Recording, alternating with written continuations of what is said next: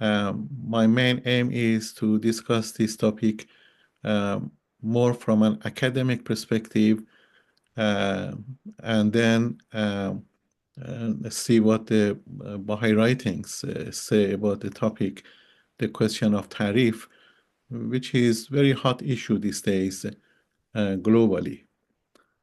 I'm sorry that I'm going to use technical terms because the subject of tariff is a technical term, and we have to go into detail, and in explaining the concept of tariff, uh, I have to use some technical terms. But if Franz wants to discuss that later on in question and answer period, yes, please write your questions, and we will have enough time during discussion time to talk about your concerns.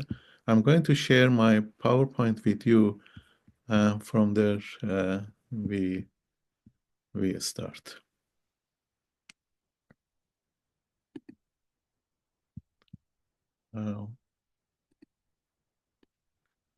Yeah.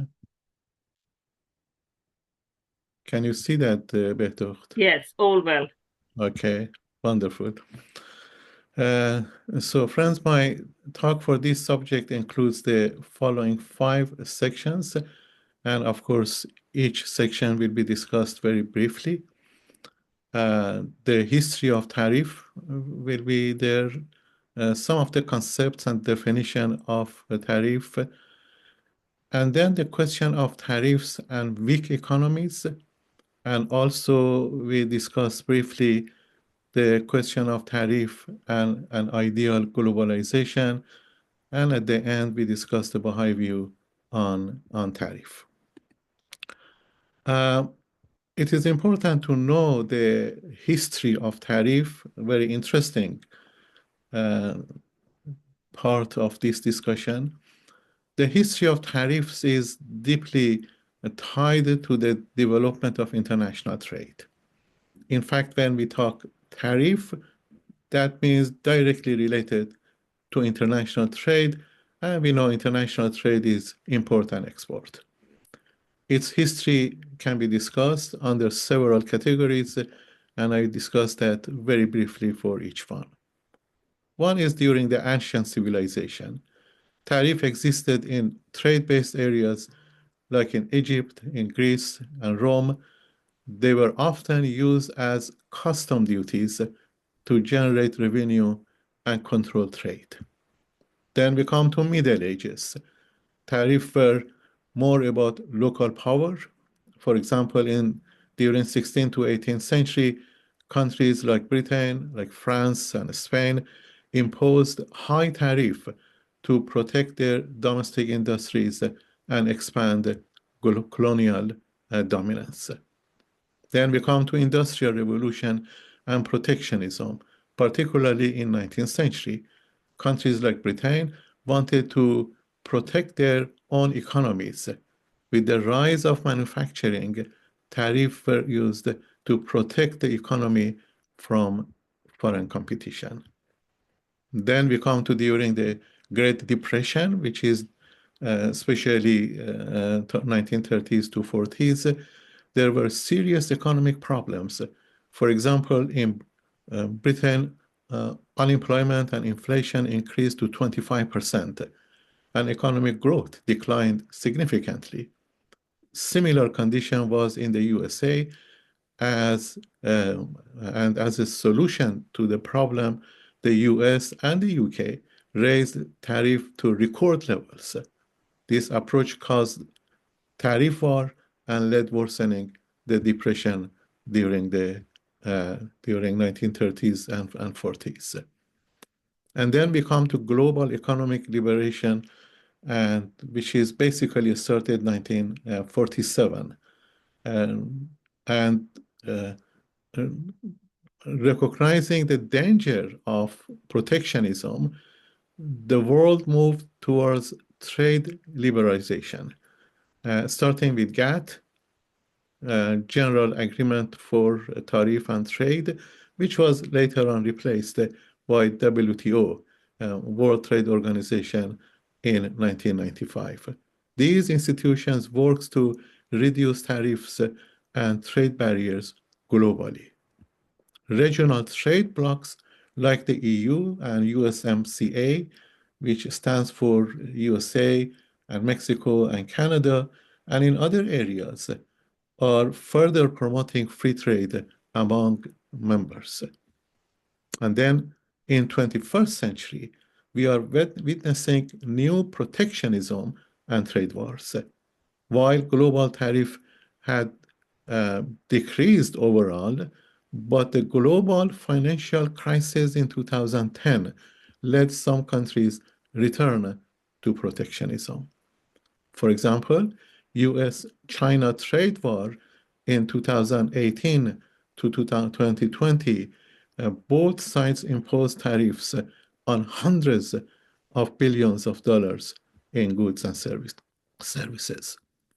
Now, currently, debates on debates often center on trade wars versus free trade, in line with sustainable development and also environmental standards and national security concerns. It was 1970s that United Nations introduced the concept of sustainable development. Sustainable development has three conditions. It says that whatever countries and manufacturing do, it should be for the benefit of this generation, also for the benefit of the future generation, and also protecting the environment. So currently debate of export, import, and trade wars is somehow focusing on sustainable development. Concepts and definitions of tariff also is important to continue this discussion. A tariff is a tax imposed on imports, goods, and also services. Depending on the perspective of different countries, tariffs have several economic significance, both positive and negative. It is also important to know that tariff can be both on imports and also on exports, depending on a country's trade policy. Let's talk a little bit about the key economic effects of tariffs.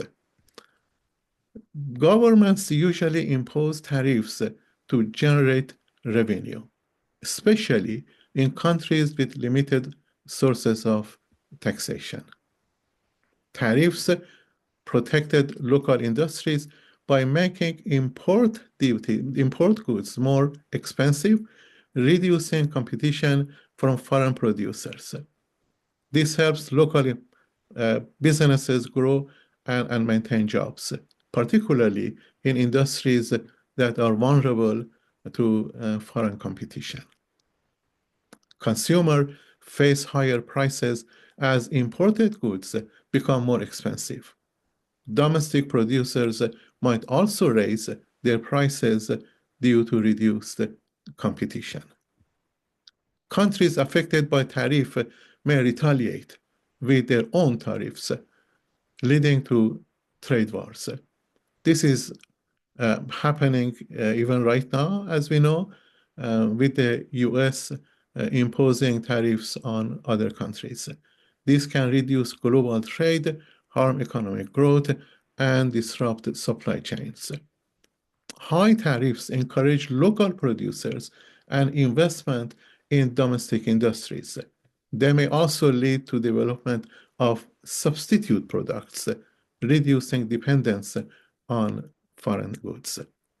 There will be a short-term benefits, increasing economic growth because jobs and industries are protected.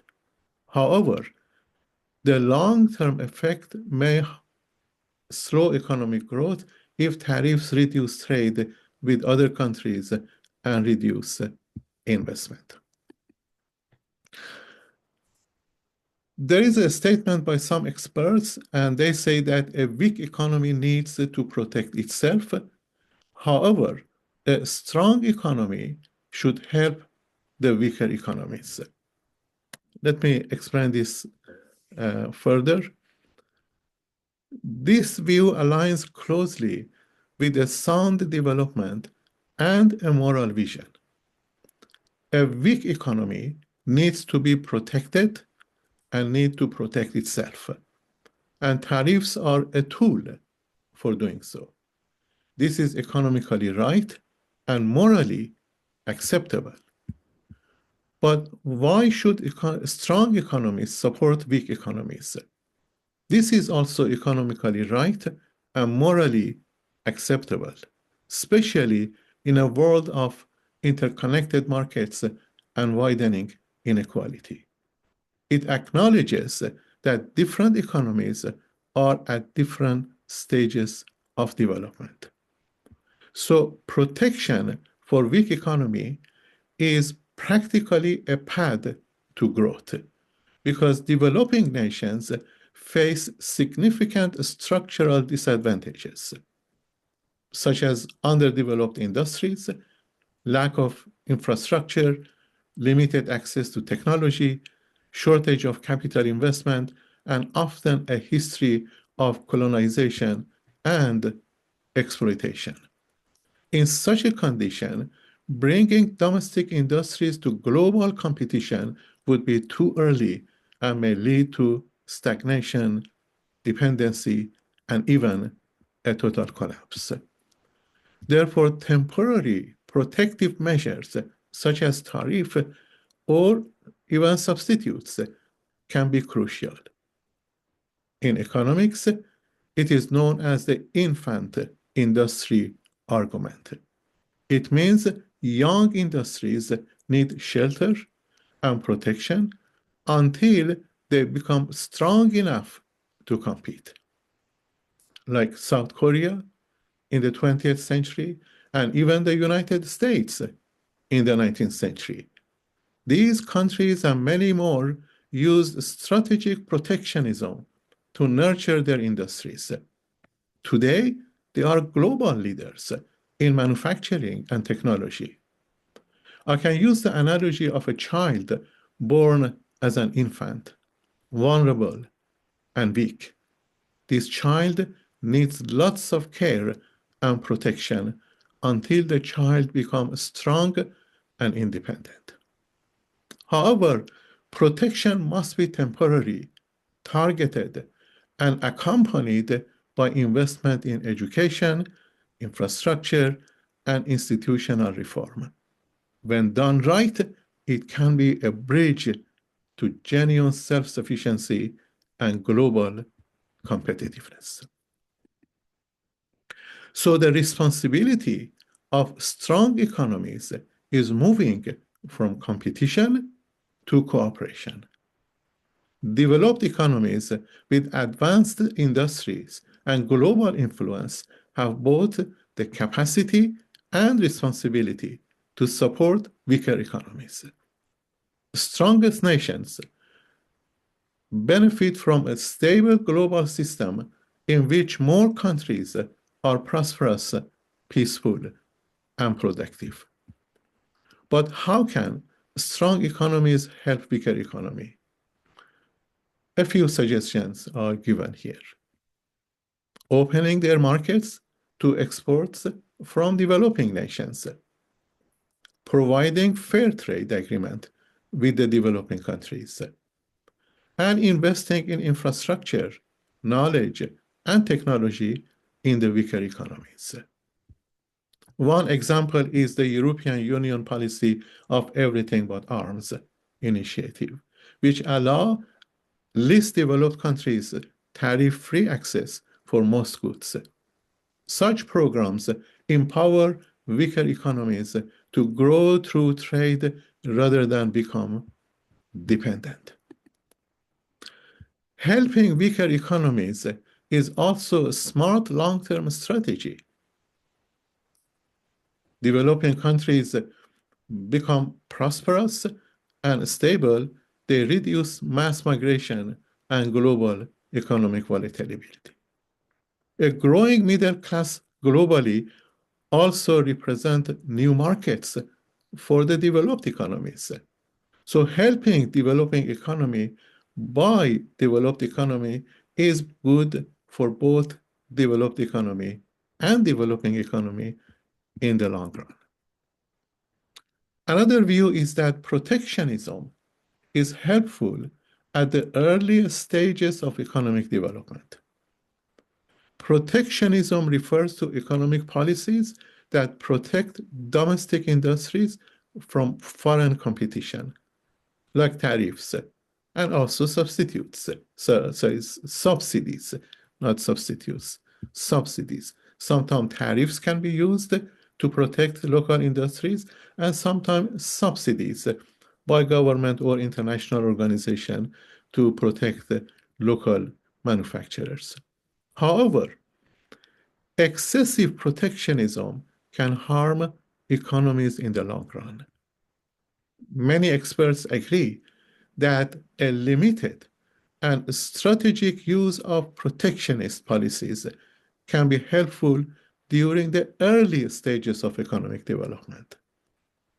Once again, remembering the analogy of children requiring protection during the early years of their life.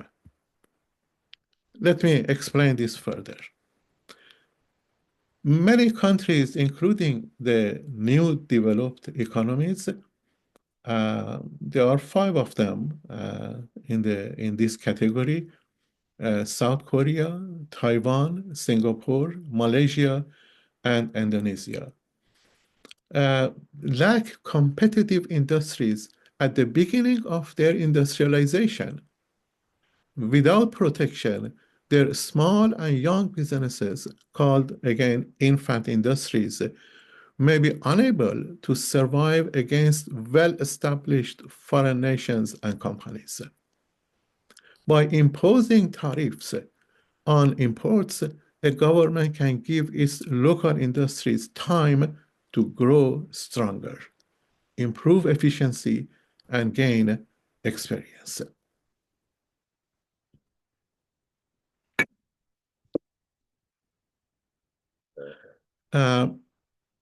Let me say this example from Bangladesh.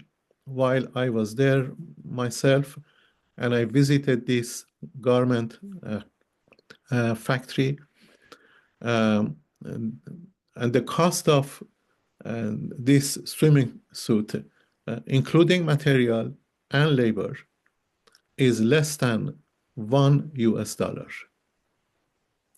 When this product comes to the market on the shelf in the United States, then they sold for $85. This is, friends, not fair. This is not a fair trade. So with this example, protection is needed to protect domestic industries from foreign competition or exploitation. Such tariffs and subsidies, and also improving the standards of living of workers, is necessary when manufacturers are exploited. Now, why, with this discussion that we had, why tariffs don't fit for the United States? A few points here I mentioned. With the discussion that we had about strong economies and weak economies, the US is not an infant economy. Its industries are mature. Tariffs tend to raise prices for consumers and disrupt supply chains, especially in a highly globalized system. Retaliation by other countries can harm the US exports, especially in sectors like agriculture and manufacturing. Let me say one example. The tariffs imposed by the US government on Canadian steel and Chinese goods led to job losses in car manufacturing and appliances, and also higher prices for American consumers. There are a number of examples I gathered um, here to show that really it doesn't fit for the United States to impose a tariff because the United States is a strong economy. A strong economy should help the weaker economy to grow and together become prosperous and benefit in a global market. So a comparison of the US economy with the OECD and Japan and Canada and China is made here. When we talk, this comparison is for macroeconomics, especially economic growth and unemployment and inflation. I'm going to compare the United States with these countries. So economic growth, the US economy grew at a rate of more than 3% in 2024. In the same year, the OECD economy grew only by less than, only 0.3%. Japan's economy grew by 0.6%. Canada economy grew by 2.6%. Now, these countries are even the strong countries. They are mature countries. And still, we see that the United States is a strong economy compared to these countries. About unemployment, the US unemployment rate was at 4% in 2024. In the same year, the OECD unemployment was 4.9% more. The unemployment within Japan was 2.5, which was lower than US actually. And the unemployment in Canada was 6.7%. So again, we see that the United States is in a strong position when coming to the question of employment. And then inflation, the US average inflation rate was 2.9% in 2024. In the same year, the inflation in OECD was 4.5%, Japan was 3.6%, and Canada was 2.3%, a little bit less than United States. So in all these three, we see that actually America is a strong economy. And based on economists' view, a strong economy should not impose tariff at this stage. And also with China, this is interesting numbers here. Economic growth, the US economy grew at 3.1%, 2024. But in the same year, China's economic growth rate was 5%. Actually, now is less because in the last 10, 15, 20 years, China had a sustained economic growth of even between 10 to 15%. It's the world's largest manufacturing and export economy. China has lifted hundreds of millions out of poverty and built massive infrastructure at home and abroad. Unemployment, the US unemployment was 4%, and in China is 5%. And this is happening in 2024 because of the economic crisis worldwide. Anytime we have a crisis worldwide, China will be affected because China need the world market. And if anything happened to the world market, there will be a disaster for China. And about inflation, the US inflation was 2.9, and the inflation in China is 0.5%.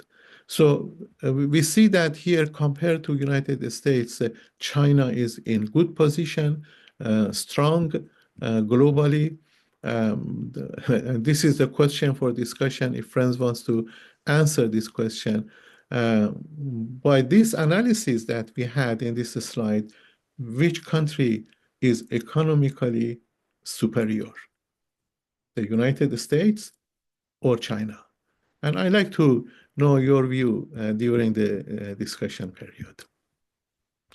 Now, let's look at tariffs and their role in globalization and the view that tariffs do not help create an ideal globalization. While tariffs aim to protect domestic industries, they can hinder the development of an ideal form of globalization by restricting free trade, increasing economic inequality, and promoting aggressive competition. These barriers can also hinder a cooperative global approach. Tariff requires competition. Globalization requires cooperation. Globalization is fundamentally built on openness, such as open markets, open exchange of ideas, and mutual economic cooperation. Tariffs, by contrast, impose trade barriers, leading to a closed economy.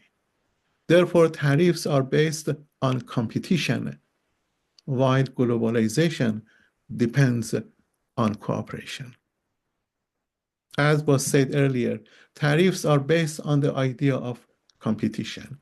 Countries impose tariffs to make imported goods more expensive, giving local businesses an advantage. For example, if a country places high tariffs on imported steel, local steel producers can sell their products more easily because foreign steel become more costly. This creates a competitive environment where each country is looking after itself, trying to win in the global market by putting others at a disadvantage. On the other hand, globalization depends on cooperation. In a truly globalized world, countries work together to lower trade barriers, improve communication, and share technologies. For example, the European Union is a group of countries that have agreed to remove tariffs between them. This cooperation has helped them grow stronger and stronger, rather than trying to beat each other individually. Another simple example is international vaccine distribution. During the COVID-19 pandemic, countries that shared their vaccine research and supplies helped reduce the global threat more effectively than those that only focused on their own population. This kind of cooperation is at the heart of globalization. It's about realizing that we are all connected. Therefore, tariffs promote self-interest and competition, often at the cost of global harmony. Globalization, in its ideal form, asks nations to think beyond borders, to collaborate rather than to compete. Now, friends, we are almost at the end of this talk, and I will spend a few minutes on the question of tariff and a Baha'i perspective.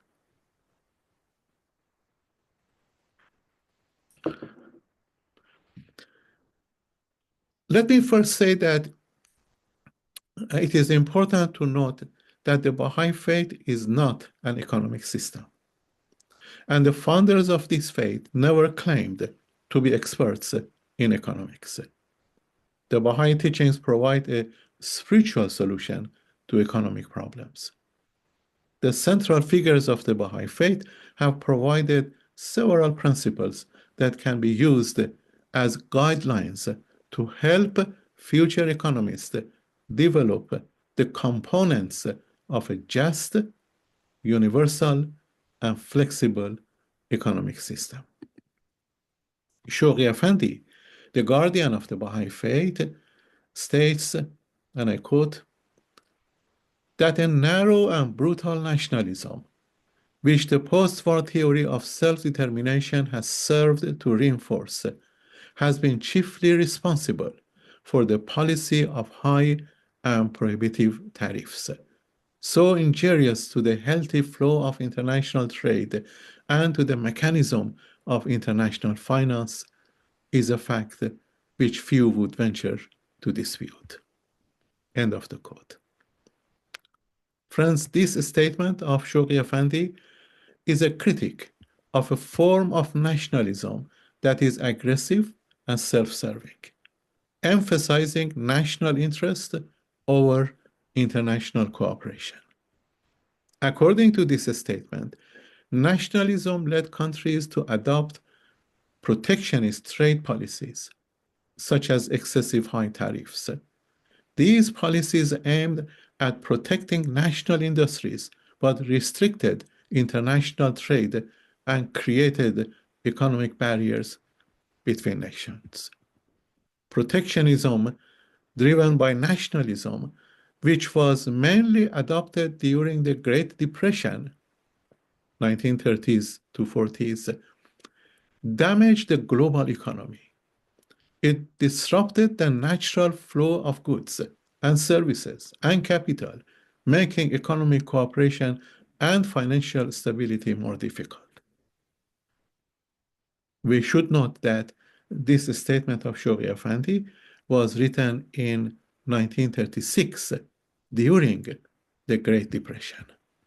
This statement concluded by suggesting that nationalism harmed international trade and finance, and this is widely accepted or at least difficult to contest. The Baha'i writings, friends, offer principles that can guide our understandings of trade in line with an ideal globalization and international trade. For Baha'is, an ideal globalization involves a firm belief in the principle of the unity of humankind. Several statements by Baha'u'llah, the founder of the Baha'i faith, clearly emphasize the meaning and significance of globalization about the unity of humankind, including phrases such as the well-being of mankind, betterment of the world, let your vision be world-embracing, and the interdependence of the peoples and nations of the earth. Similarly, Baha'u'llah uses metaphorical expressions such as the entire human race as one soul and one body, and ye are the flowers of one garden. So, although globalization and free trade benefit those prepared to compete in the international marketplace, they are less so for those unable to participate in the global market. It is no exaggeration to say that the world market is now led by a handful of multinational corporations, which produce a substantial level of the world's total output. Remember, previously, we used to say that poor gets poorer and rich richer. This is not the case today. What is the concern today is the increasing the gap between the rich and the poor. One of the central teachings of the Baha'i faith is unity of humanity. This has clear implications for the international trade and is consistent with the Baha'i belief that the earth is but one country and mankind its citizens. Barriers like excessive tariffs that promote nationalism or economic isolation could be contrary to the spirit of global unity. This is closely associated with a sustainable international trade that is fair to both developing and developed countries and preserve the ecosystem. The success of fair and sustained international trade would depend on how realistic such mutual exchange is. For example, protectionism currency fluctuations, quality of goods and services, and price levels may affect trade or become barriers to a free and fair trade. Any arrangements for the future economics associated with meaningful globalization must incorporate justice and fairness for all humanity. Supporters of international trade by three British philosophers and economists, especially, I'm going to mention two of them are Scottish uh, David Hume, Scottish philosopher and economist and historian. He emphasized that free trade without barriers, like tariffs, contributes to peace and cooperation among nations. The other philosopher is Adam Smith, Scottish.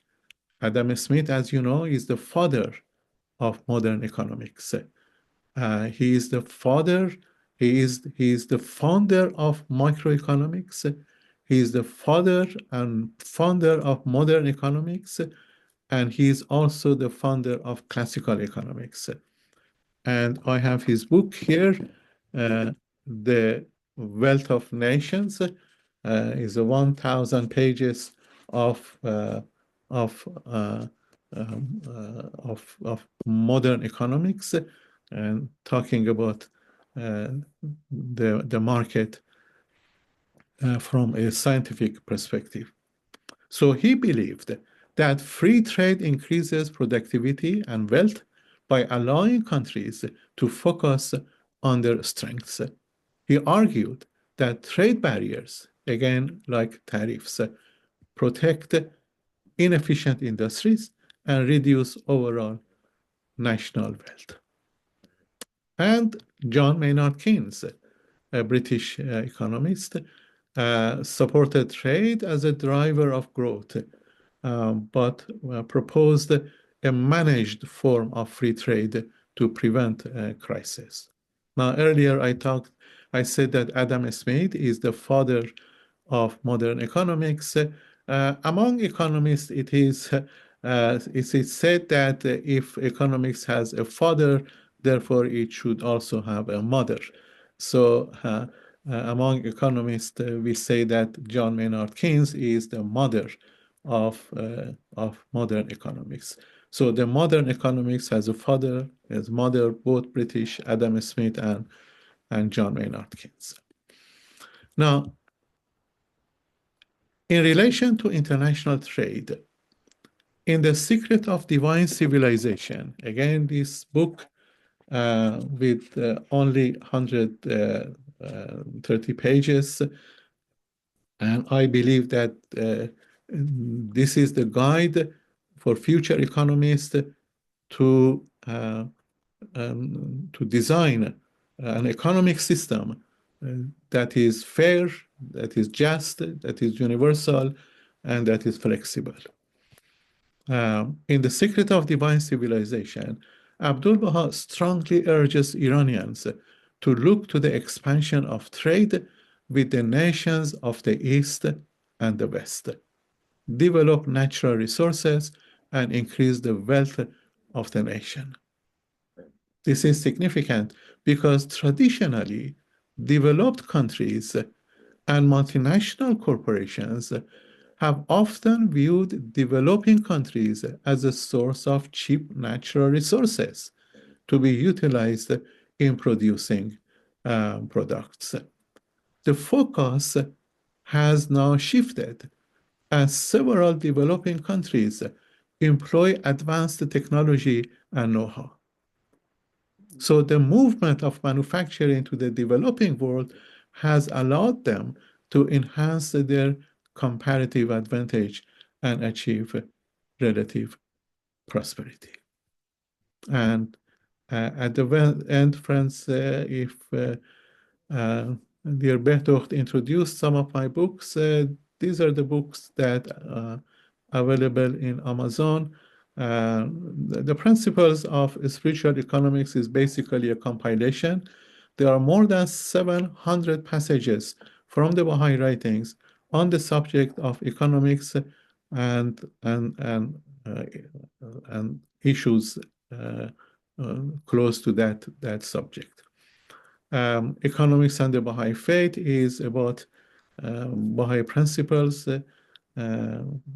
and also my new book towards a sustainable economic life, which is a book written for the public.